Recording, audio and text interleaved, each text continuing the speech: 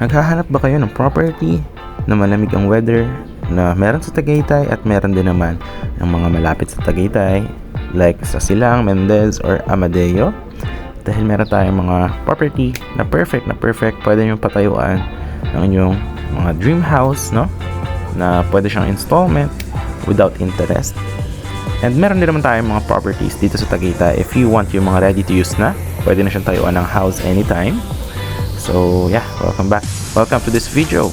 So panoorin mo hanggang huli para makita mo kung ano yung mga available natin ng mga properties. And ang maganda dito guys, dahil nga mataas yung mga above sea level ng Tagaytay, at around 500 to 600 meters above sea level, and yung Silang, Amadeo and Mendez is nasa around 450, 400 up to 500. So talaga pong hindi siya binabaha dahil nga mataas yung kanyang above sea level elevation. So that's one thing, and the weather is also the same. Hi everyone, welcome back to my channel, and for today's video guys, we have here a property na napakalapit po sa Tagaytay. So ito po siya, located at Barangay Anuling Cerca, Mendez, Cavite, just around 8 to 10 minutes to Tagaytay po, no?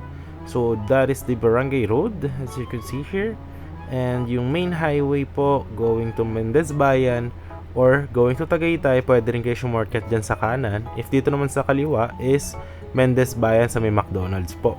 Tapos yan na, yan yung mga may palengke, yung mga Mercury Drug and so on, munisipyo, etc. And this is the property na magkakaroon po siya ng big concrete roads with drainages, perimeter fences, parks and playground, lands for water and electricity, and no required house design po siya. And as you can see guys, it's undergoing development, and this one you could actually avail this sa Christmas promo for 3 years installment, 0% interest po, no? And upon finish of the project is any house design po siya, and I will show you at the end of the video kung ano yung magiging itsura nitong ating project kapag natapos na. So ito yung guardhouse as you could see, ayan. Ito po yung daan or yung entrance of the property. So konektado po siya sa Barangay Road. So lahat po yan is sementado, wala po kayong dadaanan ng mga off-road. So this one is actually accessible if you are from Manila.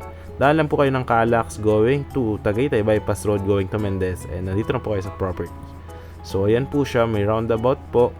So dito guys, may mga available po tayo ng mga corner lot, inner lots, and housing lot po if you want to avail a housing lot.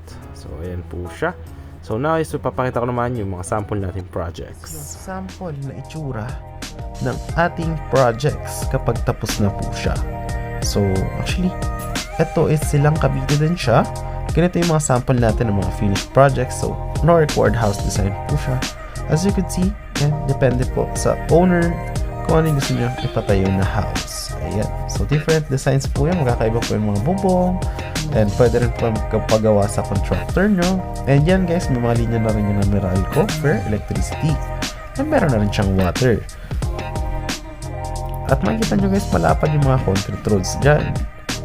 Ayan. So perfect na perfect siya for the getaway property. Meron ding basketball court, merong multi-purpose hall and playground, na talagang perfect na perfect para sa small family or you are with your kids, para healthy living. Actually maganda rin mag-walking dito, lalo pagka madaling araw is naghahamog po dito. Dahil this property, ito pong develop na project natin, is just around 8 minutes to Tagaytay boundary, no? Kaya napakalamig po talaga ng weather niya. So ayan po yung ating video.